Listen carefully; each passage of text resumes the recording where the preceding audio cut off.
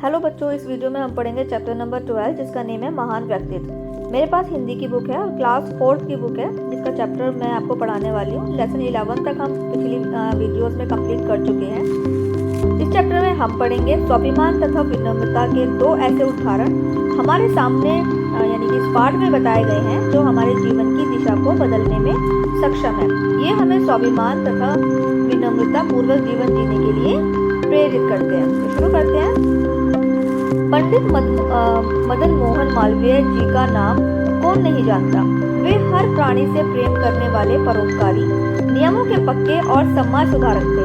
उन्होंने अपनी निष्ठा, लगन, दृढ़ निश्चय, परिश्रम और साहस के बल पर काशी हिंदू विश्वविद्यालय की स्थापना की और महामना मदन मोहन मालवीय कहलाए।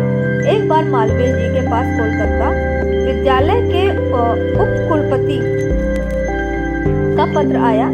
पत्र पढ़कर मालवीय जी असमंजस में पड़ गए। उनके पास ही एक सज्जन बैठे थे। उन्होंने मालवीय जी से पूछा, क्या बात है पंडित जी, इस पत्र में ऐसा क्या लिखा है जिसे पढ़कर आप इतनी चिंता में हो रहे हैं। मालवीय जी ने बोला, कोलकाता विश्वविद्यालय के उप कुलपति मुझे डॉक्टरेट की उपाधि से सम्मानित करना चाहते हैं और इसके लिए मेरी स्वीकृति मांग रहे हैं। इसमें गर्व की बात नहीं है बल्कि हमारे पंडित्व के लिए अपमान की बात है। यह सुनकर सज्जन हतप्रभ रह गए। तत्पश्चात मालवीय जी ने उस पत्र का उत्तर लिखा, माननीय महोदय, मैं आपके प्रस्ताव को स्वीकार करने में असमर्थ हूँ। मेरे उत्तर को अपने प्रस्ताव का अनादर मत समझिए। मैं जन्म और कर्म दोनों से ही ब्राह्मण हूँ। किसी भी ब्राह्मण के लिए पंडित से बढ़कर दूसरी और उपाधि नहीं होती। अगले पेज पर आ जाइए। मैं डॉक्टर की अपेक्षा पंडित मदन मोहन मालवीय कहलाना अधिक पसंद करूंगा। आशा है आप मेरी भावना को समझते हुए मुझे डॉक्टर बनाने की अपेक्षा पंडित ही बना रहने देंगे। इसके बाद है अगला, विनम्रता। डॉक्टर राजेंद्र प्रसाद स्वतंत्र भारत के प्रथम राष्ट्रपति थे। वे अत्यंत सरल हृदय तथा विनम्र स्वभाव के थे। उनके विचार, व्यवहार तथा वेशभूषा में भारतीय के दर्शन होते थे। जो भी उनसे एक बार मिल लेता, उनके व्यक्तित्व की छाप उनका मन मोह लेती थी। एक दिन डॉक्टर राजेंद्र प्रसाद अपने कमरे में बैठे कुछ काम कर रहे थे। तभी उनका एक पुराना कर्मचारी तुलसी वहां आया और मेज साफ करने लगा। उसी मेज पर हाथी दांत से बना एक बहुत ही बहुमूल्य पेन रखा था। वह पेन डॉक्टर राजेंद्र प्रसाद को बहुत ही ज्यादा पसंद था क्योंकि वह पेन उन्हें किसी को उपहार स्वरूप दिया था, यानी किसी ने उनको गिफ्ट में दिया था, उपहार में दिया था।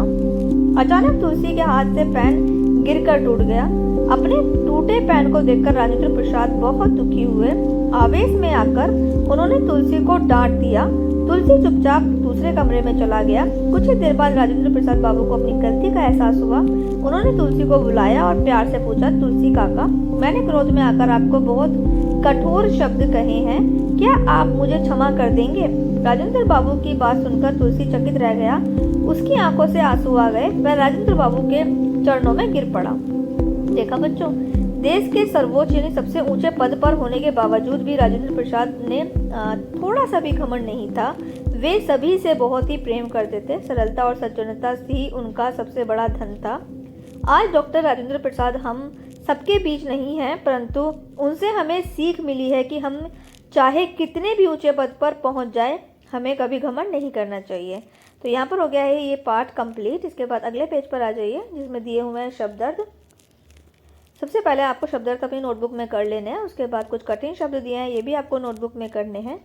और इसके बाद कुछ मौखिक प्रश्न है जिनके उत्तर सामने की तरफ लिखे हुए हैं, आप नोट कर लीजिएगा। सही विकल्प में मैंने निशान लगा दिए हैं, आप टिक कर लीजिए। अगले पेज पर देखिए, आ जाइए अगले पेज पर 75 पर, जिसमें खाली स्थान है, मैंने नंबर डाल दिए हैं, फिल कर लीजिए। इसके बाद सही गलत हैं मैंने टिक कर दी हैं। उसके बाद 6 पर है, किसने कहा। तो ये जो लाइन लिखी हुई है ये किसने कही है, आप यहाँ पर नोट कर लीजिएगा। इसके बाद 7 पर प्रश्नों के उत्तर है जिनको हम अभी लास्ट में करेंगे। इसके बाद अगले पेज पर आ जाइए। व्याकरण दी हुई है, मैंने फिल कर दिया है, तो ये भी आप अपनी बुक में फिल कर लीजिए। अगले पेज पर आ जाइए। अगले पेज पर 3 पर ता और ई लगाना है। जैसे सज्जन ता होगा और साहस ई लगाना है, साहसी हो जाएगा। तो तो ता और ई लगाना है, तो ये आप फिल कर लीजिएगा। उसके बाद 4 वाला भी मैंने फिल कर दिया है। ये वही प्रश्न के उत्तर हैं जो अभी अभी हमने स्किप किए थे, तो उन प्रश्नों के उत्तर मैंने यहाँ पर नोट कर दिया, आप नोट कर लीजिएगा। इसी के साथ में हो गया हमारा ये चैप्टर कंप्लीट। आने वाली नेक्स्ट वीडियो में हम नेक्स्ट चैप्टर यानी पार्ट 13 को पढ़ेंगे। आई होप आपको स्टोरी काफ़ी पसंद आई होगी, तो वीडियो को लाइक करके और बच्चों को भी शेयर कीजिएगा। और इस क्लासेस की और भी सब्जेक्ट की वीडियो सोल्यूशन के साथ में मिल जाएंगी, तो प्लेलिस्ट चेक कर लीजिएगा और डिस्क्रिप्शन बॉक्स में भी लिंक है, और डिस्क्रिप्शन बॉक्स भी चेक कर लीजिएगा।